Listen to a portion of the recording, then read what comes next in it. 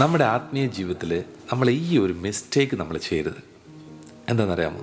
ചിലരൊക്കെ ഉണ്ട്, അവരുടെ ജീവിതത്തിൽ ഒരു തെറ്റ് പറ്റിപ്പോയി, വലിയൊരു പാപം ജീവിതത്തിൽ വന്നുപോയി.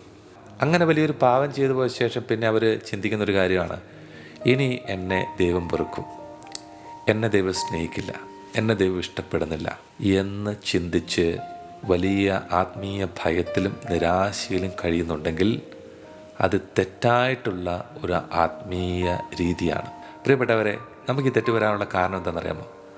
നമ്മൾ ഈ മനുഷ്യനും തമ്മിലുള്ള ബന്ധത്തിൻ്റെ തലത്തിലൂടെ, ആ കണ്ണിലൂടെയാണ് ദൈവവും മനുഷ്യനും തമ്മിലുള്ള ബന്ധത്തെ നോക്കിക്കാണുന്നത്. ഇങ്ങനെ ഒരിക്കലും ചെയ്യരുത്. മനുഷ്യനും തമ്മിലുള്ള ബന്ധവും ദൈവവും മനുഷ്യനും തമ്മിലുള്ള ബന്ധവും വ്യത്യസ്തമാണ്. ഇപ്പോൾ ഉദാഹരണം പറയുകയാണെങ്കിൽ, രണ്ട് പാർട്ടികൾ തമ്മിൽ വലിയൊരു വഴക്കുണ്ടായിരിക്കട്ടെ, രണ്ട് കുടുംബാംഗങ്ങൾ തമ്മിൽ വലിയൊരു വഴക്കുണ്ടായി. ഇങ്ങനെ വഴക്കുണ്ടാകുമ്പോൾ ഈ രണ്ട് കുടുംബാംഗങ്ങൾ തമ്മിലുള്ള ബന്ധം അവിടെ ഇല്ലാതാകുകയാണ്. പിന്നെ അവർ പരസ്പരം മിണ്ടില്ല, പരസ്പരം സ്നേഹിക്കില്ല, പരസ്പരം യാതൊരു ബന്ധവുമില്ല. അപ്പോൾ രണ്ട് സൈഡിൽ നിന്നുള്ള ബന്ധം അവിടെ വിച്ഛേദിക്കപ്പെടുകയാണ്. പക്ഷേ മനുഷ്യനും ദൈവവും തമ്മിലുള്ള ബന്ധം ഇതുപോലെയല്ല.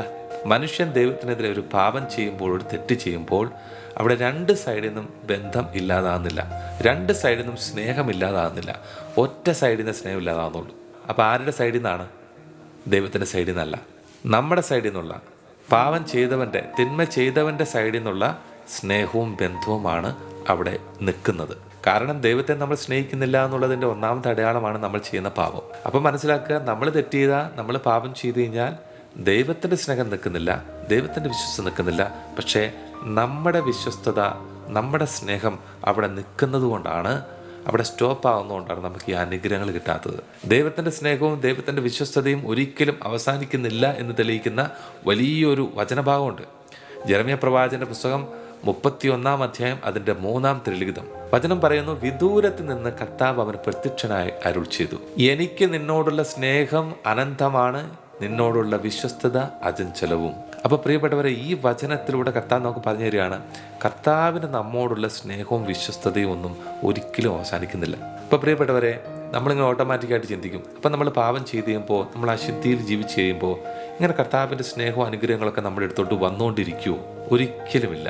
കാരണം നമ്മുടെ ഈ പാപത്തിലൂടെ, നമ്മുടെ ഈ അശുദ്ധിയിലൂടെ നമ്മൾ കർത്താവിൻ്റെ അനുഗ്രഹത്തെ നമ്മൾ തന്നെ ബ്ലോക്ക് ചെയ്യുന്നു. കർത്താവിൻ്റെ സ്നേഹത്തെ, കർത്താവിൻ്റെ വിശ്വസ്തതയെ നമ്മൾ തന്നെ നമ്മുടെ പാപത്തിലൂടെ ബ്ലോക്ക് ചെയ്യുകയാണ്. ഒരു കുടയെടുത്ത് മഴയെ തടയുന്നത് പോലെയാണ് നമ്മുടെ പാപങ്ങൾ ദൈവത്തിൻ്റെ അനുഗ്രഹത്തെ തടയുന്നത്. അപ്പോൾ പാപം ചെയ്ത മനുഷ്യർ കർത്താവിൻ്റെ സ്നേഹം അനുഭവിക്കാൻ, കർത്താവിൻ്റെ അനുഗ്രഹം അനുഭവിക്കാൻ എന്താ ചെയ്യേണ്ടത്? അവർ തന്നെ അനുതാപത്തിലേക്കും വിശുദ്ധിയിലേക്കും കടന്നു വന്ന് ആ ബ്ലോക്ക് എടുത്ത് മാറ്റണം.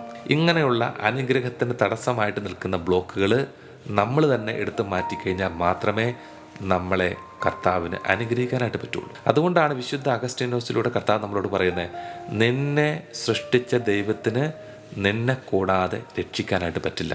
നമ്മൾ നല്ലൊരു തീരുമാനമെടുത്ത് നല്ലൊരു വിശുദ്ധിയിലേക്ക് വന്നു കഴിഞ്ഞാൽ തീരാവുന്ന പ്രശ്നമേ നമ്മുടെ ജീവിതത്തിലുള്ളൂ. അല്ലാതെ ഒരു നിത്യമായ ശാപമോ നിത്യമായ ദൈവത്തിന് നമ്മോടുള്ളൊരു വെറുപ്പോ അങ്ങനെയൊന്നുമില്ല. ഇങ്ങനെ വലിയൊരു പ്രത്യാശയുടെ ചിന്തയിൽ വേണം നമ്മളെപ്പോഴും ജീവിക്കാനായിട്ട്. അല്ലാതെ എപ്പോഴും നെഗറ്റീവ് ചിന്തയിൽ ജീവിച്ച് നമ്മുടെ ജീവിതത്തെ നഷ്ടപ്പെടുത്തരുത്. ഇങ്ങനെ വലിയൊരു പ്രത്യാശയുടെ ചിന്ത നമ്മുടെ ജീവിതത്തിലേക്ക് കടന്നു വരാൻ പരിശുദ്ധാത്മാവിനോട് നമുക്ക് ശക്തമായിട്ട് പ്രാർത്ഥിക്കാം. അതിനായിട്ടൊരു ആശീർവാദം സ്വീകരിക്കാം. കാരുണ്യമേ